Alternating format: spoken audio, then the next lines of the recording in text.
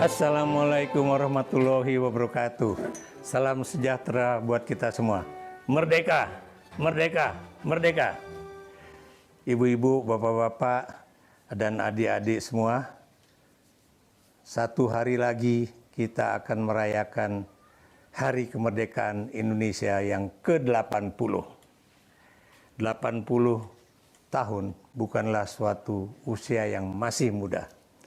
Dan kalau kita melihat bagaimana perjuangan para pendiri bangsa kita, baik itu bapak-bapak yang ikut berjuang di medan perang, ataupun bapak-bapak dan ibu-ibu kita yang ikut di dalam medan diplomasi, semuanya itu bergerak tanpa dana, tanpa suatu juga keinginan untuk mendapatkan kekuasaan ataupun kedudukan, semua menyatu padu demi Indonesia yang merdeka.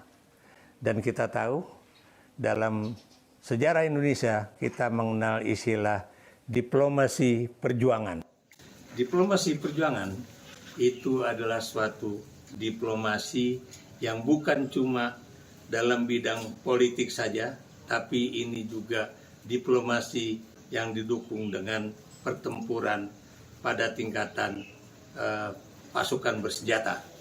Dan dengan ada yang kemudian berjuang secara diplomasi, ada yang kemudian berjuang secara revolusi antara 1945 sampai 1949.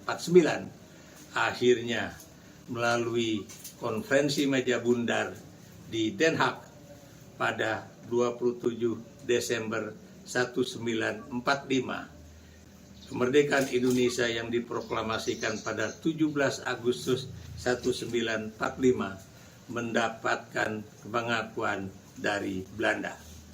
Itulah yang kita lihat ya, bagaimana perjuangan bapak-bapak, ibu-ibu para pendiri bangsa kita itu berjuang bukan saja untuk menyatakan kemerdekaan, tapi juga mendapatkan pengakuan internasional sebagai sebuah negara yang berdaulat. Kita tahu sekarang kita berusia 80 tahun. Masih banyak yang kita harus lakukan ya. Kita harus terus bekerja keras.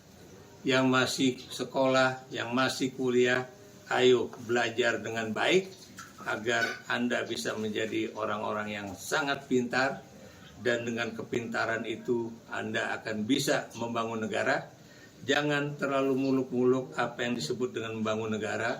Anda bisa menjadikan diri Anda dan keluarga Anda adalah suatu orang-orang dan juga keluarga-keluarga yang mandiri, tidak membutuhkan bantuan dari negara. Itu namanya sudah membangun negara. Apalagi kalau kita memiliki dana yang juga bisa membantu keluarga-keluarga ataupun tetangga yang ada di sekitar kita, itu namanya sudah membangun negara. Dan dalam suatu situasi politik yang sekarang, janganlah kemudian gara-gara kita berbeda partai politik, kita berbeda agama, kita berbeda suku, lalu menjadikan Indonesia itu terpecah belah. Karena seperti dalam peribahasa kita, bersatu kita teguh, bercerai kita runtuh. Dan Anda tahu semua, 2045 itu kita akan merayakan 100 tahun Indonesia merdeka. Tapi saya pribadi bukan orang yang kemudian mendewa-dewakan 100 tahun. Kenapa? Kalau Anda lihat kerajaan Sriwijaya yang ada di Indonesia, itu usianya 700 tahun. Kalau Anda lihat yang namanya kerajaan Majapahit, itu usianya 300 tahun. Apakah kemudian kita hanya bicara 100 tahun? Kita tidak boleh bermimpi hanya untuk 100 tahun Indonesia merdeka, tapi bagaimana Indonesia ini bisa menjadi sebuah negara yang kuat, berdaulat, berdikari, berkedaulatan rakyat, dan juga berkebudayaan nasional yang kuat ya, sampai akhir zaman. itulah impian kita.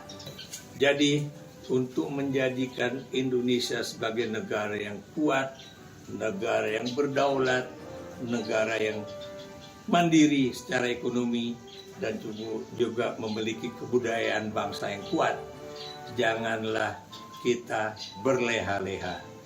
Anak-anak muda, janganlah merasa bahwa mereka harus menjadi orang yang kemudian diperhatikan oleh negara. Bukan itu. Kita harus menjadi anak-anak yang mandiri dan juga jangan tergantung kepada apa yang negara bisa bantu kepada kita. Saya harus ingatkan Anda seperti apa yang dikatakan oleh Presiden Kennedy dari Amerika Serikat. Itu adalah janganlah bertanya apa yang negara bisa lakukan kepada saya, tapi bertanyalah apa yang bisa kita lakukan untuk bangsa dan negara ini. Terima kasih. Wassalamualaikum warahmatullahi wabarakatuh.